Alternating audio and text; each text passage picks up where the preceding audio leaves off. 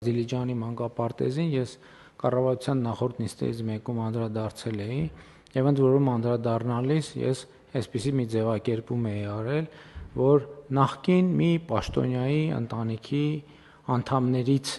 ընտանիքի հետ է կապված այդ մանկապարտեզի հարցը եւ պատմությունը, մտածելով կառավարության նիստ է,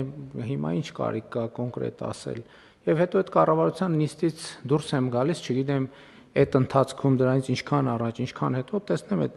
նախկին պաշտոնյան թուրու թվանքը առած ընկելա ինչ որ գրառումներ է անում,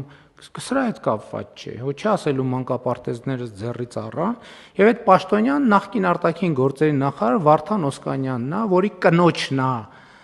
կնոջ հետ կապված էր այս պատմությունը, եւ ասենք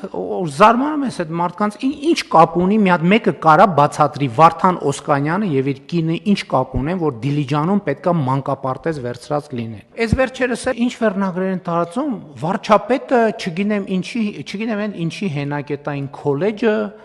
քոլեջի շենքը նվիրել է իր դստերը։ Հիմա քանի որ այս ապօրինի գույքի բռնագանձման 4 ուղղությունները ակտիվացել են, իրանց մի խնդիր ունեն ցույց տալու, որ մենք իրանց նման ենք։ Չեն էլ փորձում ապացուցեն,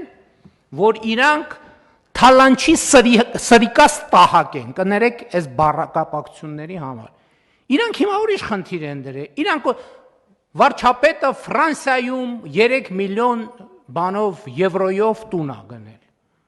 Ասենք մերկու դաշնակ կա Ֆրանսիայում, տանում են 3 եվրոյով կայք են բացում մի շաբաթանոց,